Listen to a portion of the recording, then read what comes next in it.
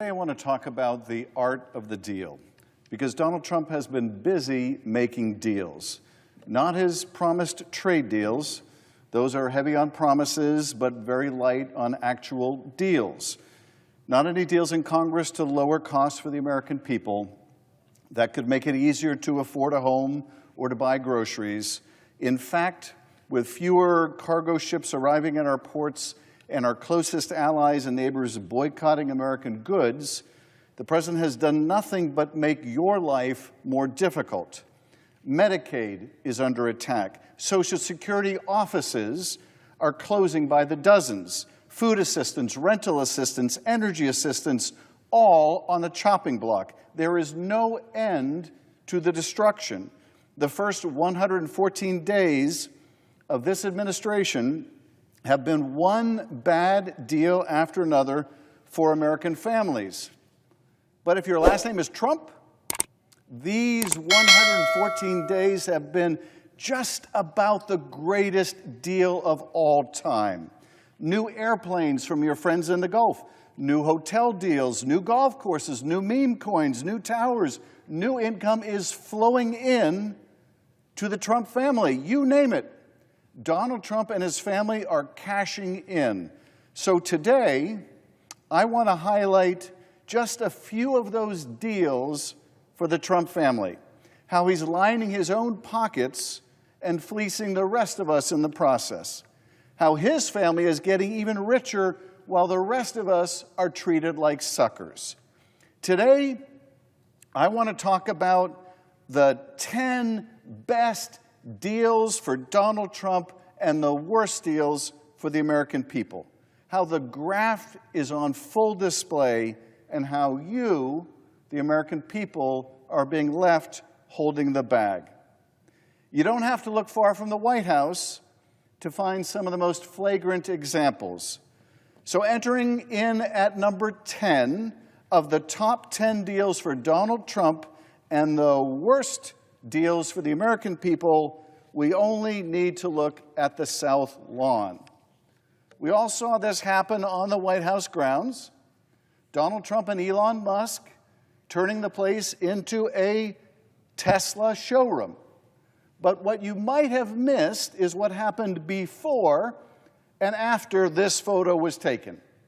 Just before Trump turned the White House grounds into a used car lot, Tesla stock had been in an historic and disastrous slump. With their market value cut in half since December, Musk needed a jolt to his ailing company, and he got it.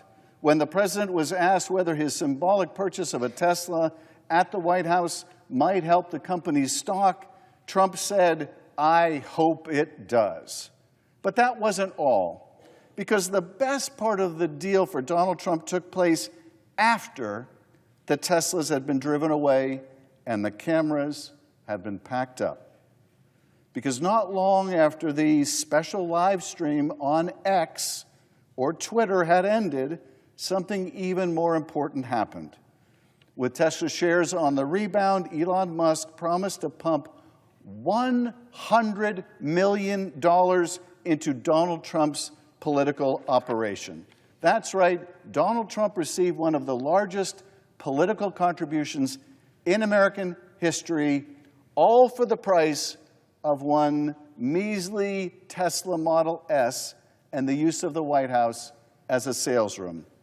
A damn good deal for Donald Trump, if you ask me. For you, the American taxpayer, nothing at all. Zero, zilch, nada. All you got was being taken for a ride.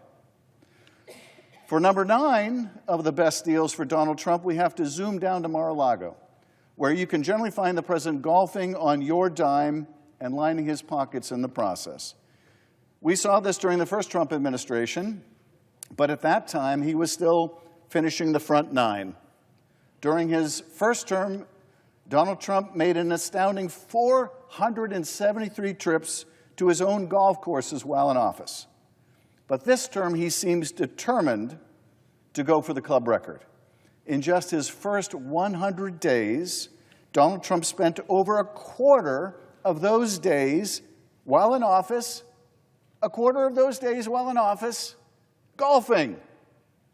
Wouldn't you like a job like that, where you get to play golf every 4 days? Pretty sweet.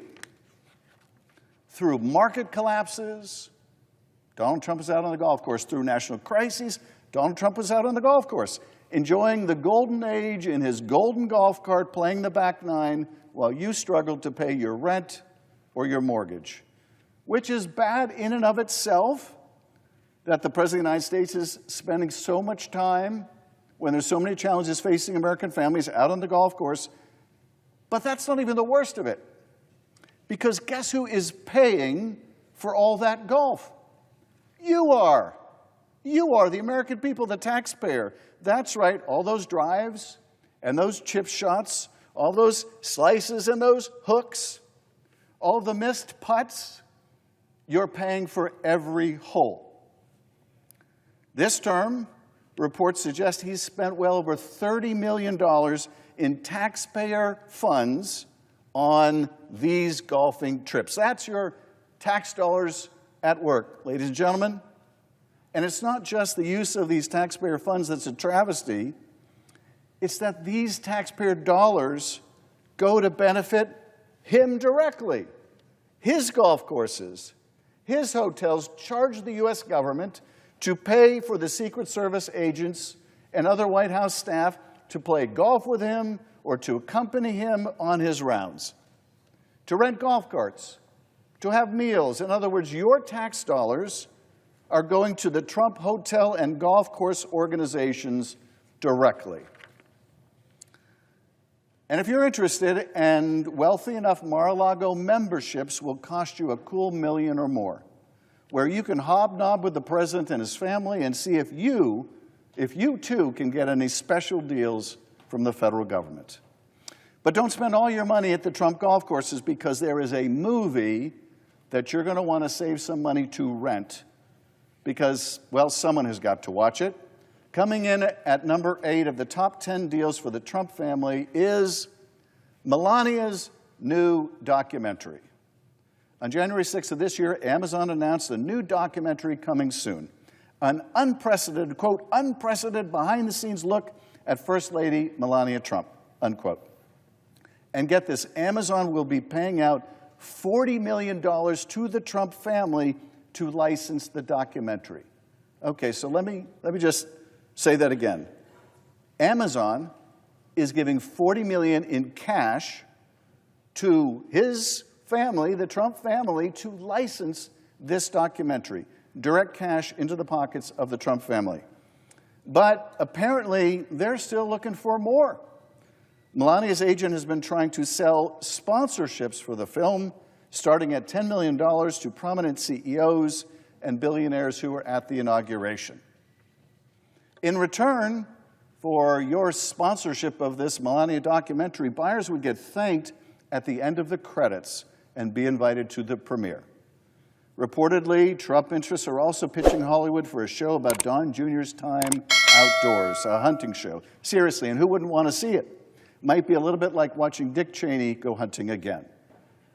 But if you're looking for a way to get in good with the Trump family that doesn't involve golf or TV shows or buying a Tesla at the White House, they're offering another great solution. At number 7 of the top 10 deals for the Trump family during this presidency, we have the Trump family's new private club.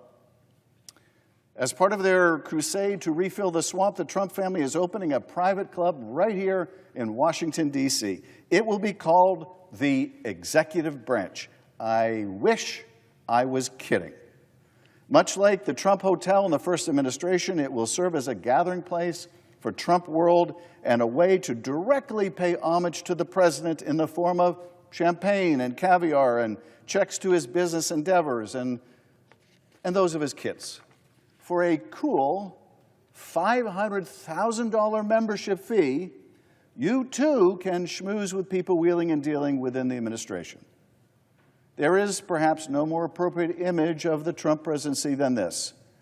The Executive Branch Club is an invite-only club for insiders, foreign investors, and billionaires to directly line the pockets of the First Family, sending a message as clear as day to anyone who wants to do business in the United States. If you want to be with Trump, you've got to pay the cover charge. And now entering in at number 6 of the top 10 deals for Donald Trump of his presidency, a brand new Trump hotel in Dubai. Right now, literally at this moment, Donald Trump is in the United Arab Emirates. You can imagine the scene, standing in some gold-plated hotel room looking out over Abu Dhabi, and just beyond the line of sight in the distance is the skyline of Dubai. A skyline that, as of a few weeks ago, is likely getting a new feature cutting through the night sky. The Trump International Hotel and Tower Dubai, an 80-floor behemoth. And within it, luxury residences and exorbitantly expensive hotel rooms, apartments that start at a cool $2 million and penthouses that'll cost tens of millions of dollars. Even better, if you can't make the Trump new club here in D.C., there's going to be an exclusive members-only club right there in Dubai. In their words, quote, set to redefine the meaning of exclusive luxury. All benefiting, that's right, Donald Trump and his family. Now, their ventures in the Middle East don't start or end in Dubai, because entering in at number 5 of the best deals for Trump and the Trump family of his presidency, they're cashing in this time in Qatar. Coming soon to Doha, the Trump administration golf course. This is going to be an 18-hole course, a clubhouse, and high-end villas with beach access. A $5.5 billion deal, billion with a B, set to net the Trump family hundreds of millions of dollars. A deal that's reportedly in partnership with Qatari DR, a company owned by, in this case, the Qatari government itself. Now, I'm sure Qatar's multi-billion-dollar investment in the personal finances of the Trump family is entirely coincidental. I'm sure it is not intended to influence U.S. policy towards the country, which also hosts Al Jazeera, in any way. I know it's easy in all the Trump corruption and schemes to miss the forest for the trees, but let's not fail to appreciate just how unprecedented this is, just how corrupt and dangerous this is. The president's namesake company is directly in business with a foreign government. And the money is going into his pocket, not the Treasury, not your pocket as the taxpayer. It's going into Donald Trump and his family's pocket, his. But that's not the only Gulf nation in business with the president and his family, not by a long stretch. There is also Saudi Arabia, because entering in at number 4 is the newly announced Trump Tower in Jeddah and their two brand new projects in Riyadh.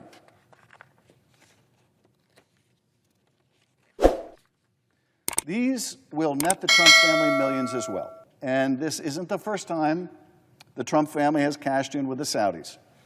Months after Trump left office the first time, Jared Kushner's investment firm received a $2 billion investment from none other than the Saudi Crown Prince, a deal that was so shady, even the panel that screens investments for the Saudi Wealth Fund recommended against it.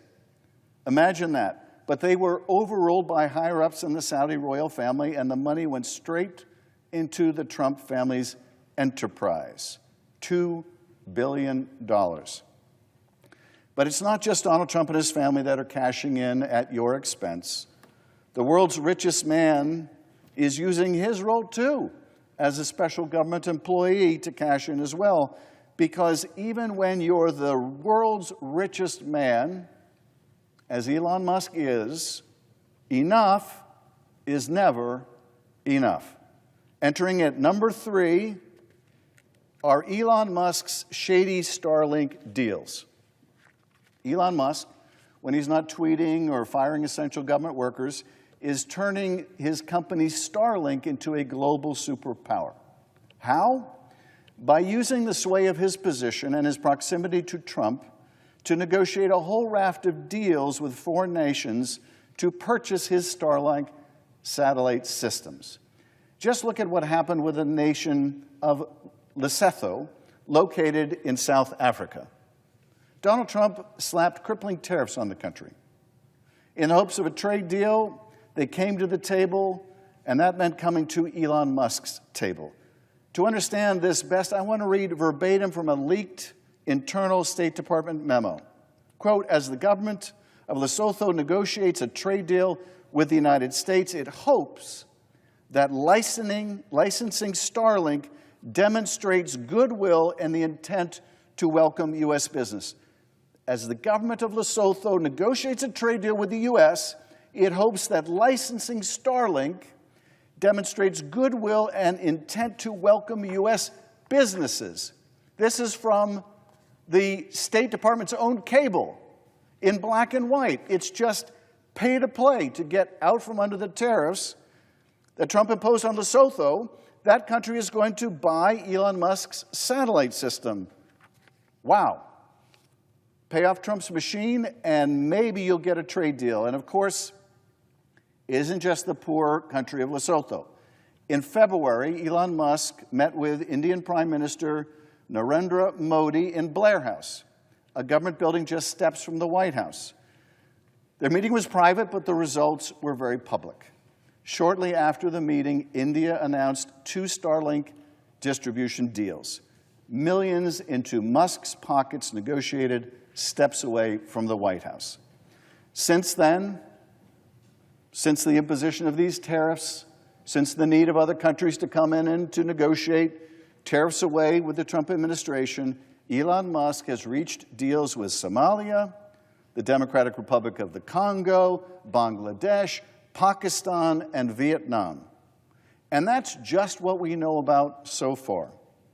But I promise you, this will not be the end of it. It's among the most obvious, egregious, and dangerous acts of corruption in American history. Want out from under a tariff? Make a deal with Elon Musk and Starlink. And they're barely trying to hide it. Which brings us to number 2 of the top 10 deals for Donald Trump as president, and the top 10 ways that the American people are ending up holding the bag. Because Qatar isn't just investing in a new Trump Tower at home. The Qatari government is also gifting the president a new Air Force One. An aircraft so opulent that they're calling it a sky palace, a palace in the sky. A $400 million gift for Donald Trump that taxpayers will have to pay to debug. You can imagine all the national security implications of getting an airplane with all of its electronics and all of the venues you could hide eavesdropping equipment. You could imagine what will be necessary to debug an aircraft like that. It will need to be retrofit and upgraded to meet the standards of an Air Force One. It will cost taxpayers a fortune. And their plan, the Qataris' plan, is to gift the plane to the Trump Presidential Library before Donald Trump's term ends. That way, the president can keep using it as he pleases. That way, Donald Trump, in addition to his own private plane, in addition to Air Force One, which he is very upset with because it's a few decades old and, you know, it just doesn't have the amenities that Donald Trump has come to expect, he gets to keep this palace in the sky. While American airports are in crisis, air traffic controller shortages, radar blackouts, massive delays, and surging prices for you, the passenger, this is what the President of the United States is focused on. Not bringing down airfare for you, not dealing with those luggage fees and all the hidden costs when you buy airplane tickets. No, that's not what the President of the United States cares about. This is what he cares about. He cares about getting a $400 million gift from the Gutteries, which he calls a nice gesture. Giving a whole new meaning to the term nice gesture. I kind of associate nice gesture with maybe someone picking up the tab at Chipotle, or maybe giving me a ride instead of having to take an Uber somewhere. But for Donald Trump, a nice gesture is a $400 million palace in the sky that he gets to keep or make use of when he's no longer president. Never mind that the gift violates the Constitution's prohibition on a president receiving gifts or emoluments. Never mind that it violates the Constitution. That seems to be of little concern to the president. But the fact is, the Qataris are not stupid. They're going to want something for that $400 million plane. There's no such thing as a free lunch. There's no such thing as a free $400 million plane. And that's something that the Qataris are going to want, is favorable U.S. policies towards Qatar in the Middle East. If they didn't want something for that plane, maybe they would have given it to you or somebody else not named Trump. This is, in fact, why we have a clause in the Constitution that prohibits gifts like this, because we want to know that the President of the United States is acting on our behalf, on our country's behalf, on our national security behalf, our interests, not some foreign interest that gave them a $400 million gift. And if you really believe that Trump won't return the favor when the time comes, when the Qataris want something that may or may not be in our national interest, if you really believe that Trump won't return the favor when that time comes, then I've got a 747 palace in the sky that I'd like to sell you. But that's not even the most corrupt deal of the 114-day-old Trump presidency, because coming in at number one of the top 10 best deals for Donald Trump and the worst deals for you, the taxpayer, is Donald Trump's crypto scheme. You've heard about the meme coin by now. This is, I think, the logo of the meme coin. The president's most brazen cashing in, a corrupt effort that's already made him and his family billions of dollars between its soaring values and the trading fees. Now, this meme coin's gone up and down in value, but the thing is, every time it gets traded, every time it's bought or sold, this guy gets a cut. He gets the fees, estimated already at the value of hundreds of millions of dollars. It's like posting his Venmo account online, inviting personal monetary tributes from foreign powers, foreign investors, or anyone else who's willing to pay up. You've heard about the private dinner that they're offering associated with this meme coin. The top 220 meme coin owners, many of whom are foreign investors, invited to a private dinner with the President of the United States. Businesses are buying and jockeying to be one of the favored few who also get a private audience with him if they're willing to buy millions of meme coins, not to mention a personal tour of the White House. But beyond the meme coins and the dinner parties, there's something else also brewing behind the scenes. As I speak, Eric Trump and Don Jr. are getting into the action, jetting around the world, building their own financial empire in the crypto business space. In Dubai, the Trump family's World Liberty financial firm announced a joint venture capital firm backed by the government of Abu Dhabi that would invest $2 billion using Trump digital currency. Now, I know it's hard to keep all these billions apart. You got the $2 billion investment in Jared Kushner by the Saudis. You got $5.5 billion investment by other Gulf nations in Trump properties. You got $2 billion here, $5.5 billion there, another $2 billion here, and pretty soon you're talking about serious money for the Trump family. This deal alone will generate hundreds of millions of dollars in revenue and fees for the Trump family. So that's the art of the deal with this president. Trump gets rich, you get screwed, over and over and over again. It's obvious to anyone who looks, but it bears repeating. He does not care about you. He does not care about making your life better. He does not care that prices are soaring or that home ownership seems impossible. He doesn't care if you have to choose between rent or groceries, let alone whether you'll be able to take that family on a vacation that you've dreamed of.